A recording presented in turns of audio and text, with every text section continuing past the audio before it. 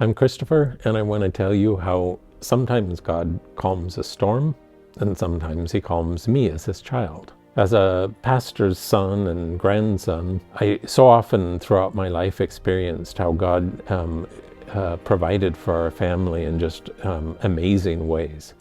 And somehow I just had this image in my head that this was something that God did for pastors and for their families, but not for me with my family, because I'm not a pastor myself. After 9/11, we decided to participate in a downsizing of my company in the U.S.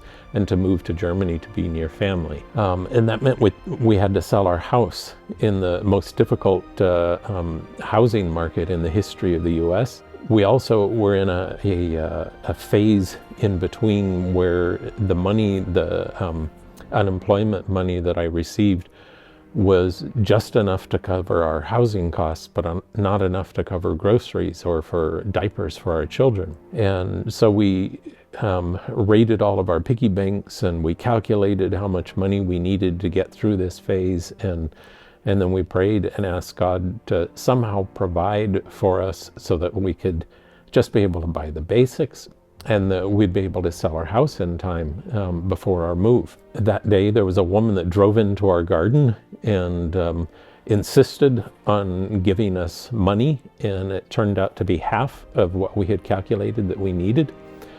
And then a little bit later on the same day, I went out to the mailbox and pulled out a check there that we weren't expecting that covered the other half. The last day that we had prayed, we've got to sell our house by this day, a man came to our house and looked at it and seemed completely disinterested, and we joked about it afterward that if we were going to sell our house on time, this man was going to have to buy it. And then our realtor called that evening and told us that this man had made an offer, and we actually managed to sell our house on the last possible day before our departure for Germany. And in the following years, we experienced over and over in these times of difficulty how God provided for us, even when we couldn't figure out how it was going to happen. And when we came to Switzerland several years ago, it was a similar sort of situation after my boss had a stroke, and then the management team was swapped out by the new CEO.